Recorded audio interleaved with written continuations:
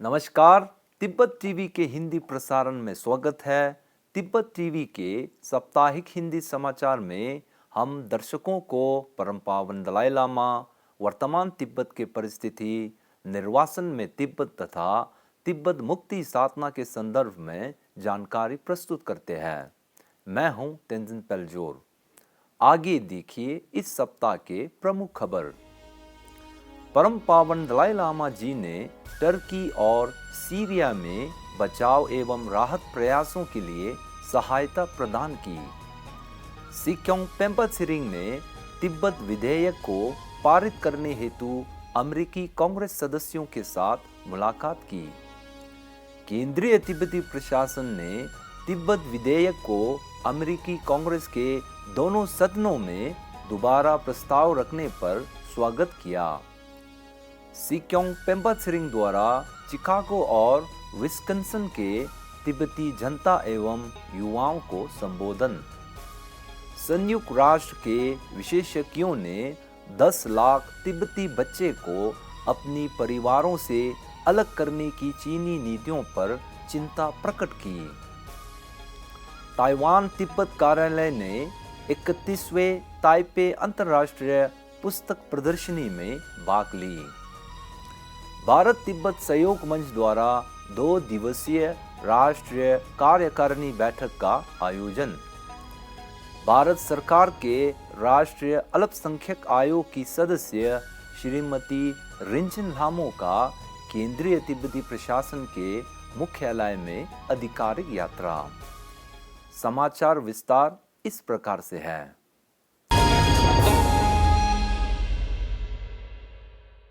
परम पावन दलाई लामा जी ने टर्की और सीरिया में भयानक भूकंप के कारण जान माल की व्यापक नुकसानों की रिपोर्ट मिलने पर दुख प्रकट करते हुए विश्व खाद्य कार्यक्रम के कार्यकारी निदेशक को एक पत्र लिखा है। अपने संदेश में परम पावन जी ने सभी पीड़ित परिवारों के प्रति संवेदना तथा इस त्रासदी से प्रभावित लोगों के प्रति प्रार्थना प्रकट की है। उन्होंने इस त्रासदी से प्रभावित टर्की और सीरिया के लोगों के प्रति एकजुटता प्रकट करने हेतु दलाई लामा के गांदेन फोटांग फाउंडेशन से बचाव एवं राहत प्रयासों में दान प्रदान किया है। केंद्रीय तिब्बती प्रशासन के सिक्योंग पेम्पा त्सिरिंग का अमेरिका के राजधानी वाशिंगटन डीसी पहुंचने पर उन्होंने तिब्बत के कई प्रमुख समर्थकों और मित्रों के साथ मुलाकात कर तिब्बत विधेयक को पारित करने हेतु समर्थन जुटाने पर चर्चा की। 7 फरवरी 2023 की सुबह सिक्योंग पेम्पा त्सिरिंग ने विनियोग पर सदन समिति के वरिष्ठ सदस्य congressman Diaz Balat, Indo Pacific पर सदन की विदेश मामले की उप समिति के अध्यक्ष कांग्रेस वुमेन यंग किम और सेनेटर ब्रायन के साथ मुलाकात की। उसके बाद उन्होंने विदेश मामले की समिति के अध्यक्ष कांग्रेसमैन माइकल मैकॉल तथा सेनेटर टॉड यंग के साथ मुलाकात किया। कांग्रेसमैन माइकल मैकॉल और सेनेटर टॉड यंग ने चीन तिब्बत संघर्ष की समाधान हेतु बढ़ावा देने की अधिनियम को अमेरिका सदन में प्रस्ताव रखा था। इसी प्रकार सिक्योंग पेम्पा त्सिरिंग ने पूर्व speaker Nancy Pelosi, congressman Jim McGovern और कांग्रेसमैन क्रिस्टोफर स्मिथ के साथ मुलाकात की। सिक्योंग पेम्पा का अमेरिकी सांसदों के साथ बैठक में इंटरनेशनल कैंपेन फॉर तिब्बत के बोर्ड का अध्यक्ष रिचर्ड गेयर, प्रतिनिधि नामगिल छोटुप तथा आईसीटी के अंतरिम अध्यक्ष और उप अध्यक्ष ने भाग लिया था। गत 9 फरवरी 2023 को केंद्रीय तिब्बती प्रशासन ने तिब्बत विधेयक को अमेरिका कांग्रेस के दोनों सदनों में दोबारा प्रस्ताव रखने पर स्वागत की है। इस विधेयक में अमेरिका सरकार अंतर्राष्ट्रीय कानून के तहत तिब्बती लोगों की आत्मनिर्णय के अधिकार को रक्षा करना, इन अधिकारों को प्रयोग करने की उनकी क्षमता को चीनी लोक गणराज्य की नीतियों द्वारा बाधित किए जाने तथा तिब्बत चीन संघर्ष अभी भी हल नहीं होने की प्रस्ताव रखा है और ये स्पष्ट किया है कि तिब्बत की स्थिति अंतर्राष्ट्रीय कानून के अनुसार निर्धारित करना अभी भी बाकी है। इसमें तिब्बत चीन संघर्ष की समाधान हेतु परम पावन दलाई लामा जी द्वारा मार्ग दिखाए गए मध्यम मार्ग नीति के तहत वार्ता को पुनः प्रारंभ करने के लिए जोर दिया है। इस प्रस्ताव पर सूचना एवं अंतर्राष्ट्रीय संबंध विभाग के कानून नॉर्जिन ड्रोलमा ने congressman Jim McGovern, congressman Michael McCaul, senator Jeff Merkley तथा सेनेटर टॉड यंग का सराहना करते हुए कहा कि यह अमेरिका सांसदों का मध्यम मार्ग नीति के तहत तिब्बत चीन संघर्ष की समाधान हेतु समर्थन के प्रतिबद्धता को प्रदर्शित करता है। सिक्योंग पेम्पा त्सिरिंग का अमेरिका यात्रा के दौरान उन्होंने शिकागो और विस्कॉन्सिन में रह रहे तिब्बती जनता तथा युवाओं को संबोधित किया था। तिब्बती समुदाय को संबोधन में सिक्योंग पेम्पा ने 16वीं कशाक द्वारा तिब्बत मुद्दे के समाधान में हिमायत अभियान तथा तिब्बती लोगों की कल्याण हेतु पहल पर विस्तार से जानकारी दी। तिब्बती विद्यार्थियों की समूह के साथ बैठक में सिक्योंग पेम्पा त्सिरिंग ने तिब्बत के पर्यावरणीय स्थिति, तिब्बत के इतिहास, भारत से तिब्बत में बौद्ध धर्म का प्रचार प्रसार, भारत और तिब्बत के बीच ऐतिहासिक संबंध, अमेरिका और तिब्बत के बीच ऐतिहासिक संबंध तथा अमेरिका में तिब्बत पर बढ़ती समर्थन के बारे में संबोधित किया था।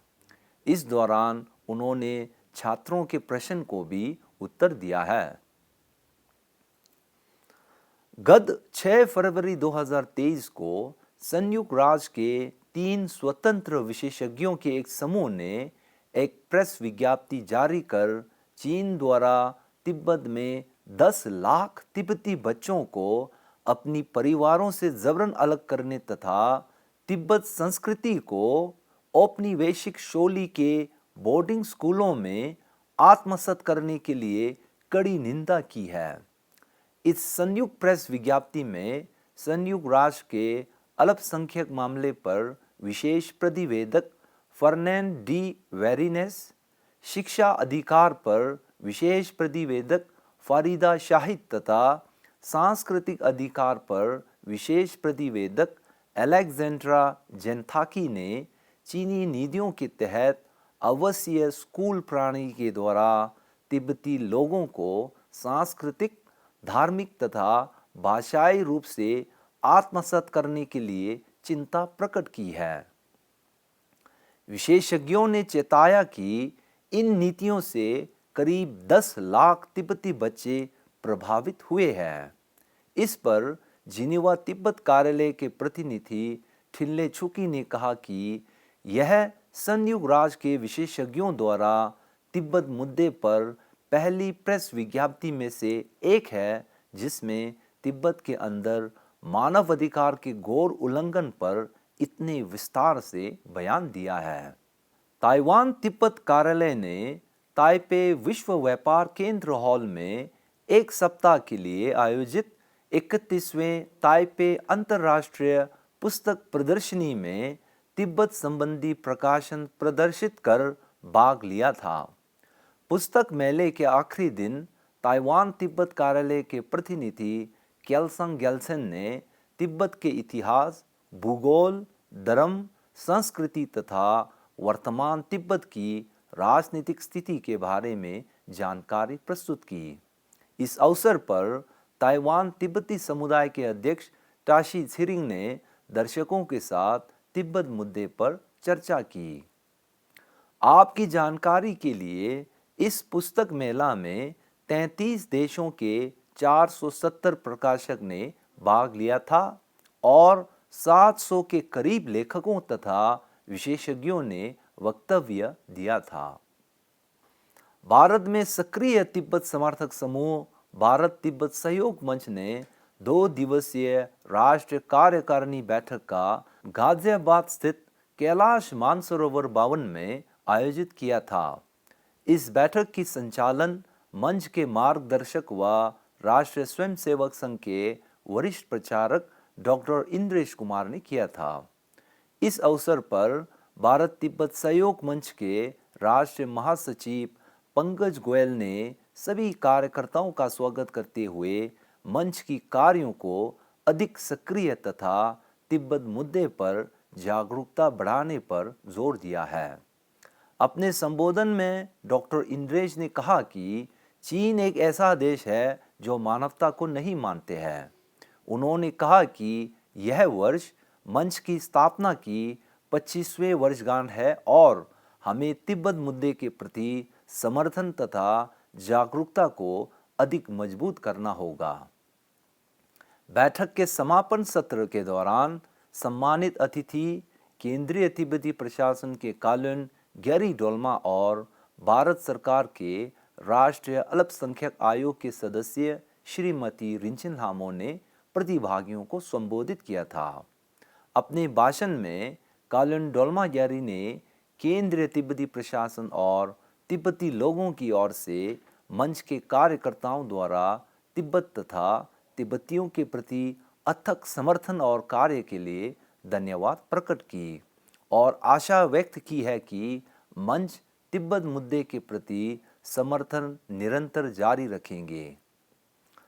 9 फरवरी 2023 को भारत सरकार के राष्ट्रीय अल्पसंख्यक आयोग के सदस्य श्रीमती रिंचिन लामो ने धर्मशाला स्थित केंद्रीय तिब्बती प्रशासन के मुख्यालय का आधिकारिक यात्रा किया है। इस दौरान उन्होंने तिब्बत मुख्यालय स्थित विभिन्न मठों, तिब्बत संग्रहालय, तिब्बती ग्रंथ एवं अभिलेख पुस्तकालय तथा निर्वासित तिब्बती संसद की यात्रा की थी। आखिर में कार्यवाहक सिक्योंग कालुन नोर्जिन डोल्मा ने श्रीमती रिंचिन का कशाक में स्वागत कर भारत में रह रहे तिब्बती समुदाय के कल्याण इत्यादि अनेक विषयों पर चर्चा की। आज सुबह श्रीमती रिंचिन को परम पावन दलाई लामा जी का आशीर्वाद प्राप्त हुआ है। इसी के साथ आज का खबर यही समाप्त होती है। अगले हफ्ते हम फिर मिलेंगे। मुझे दीजिए आज्ञा। धन्यवाद।